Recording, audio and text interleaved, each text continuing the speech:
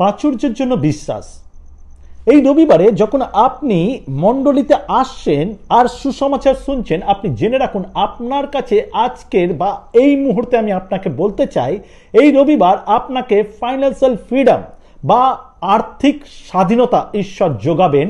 কারণ এই বাক্য আপনাকে, যে দরিদ্রের মধ্যে রয়েছেন, যে কষ্টের মধ্যে রয়েছেন, যে অভাবের মধ্যে রয়েছেন, এই বাক্য আপনাকে বোঝাবে যে ঈশ্বর লিমিটেড নয়, তিনি আনলিমিটেড।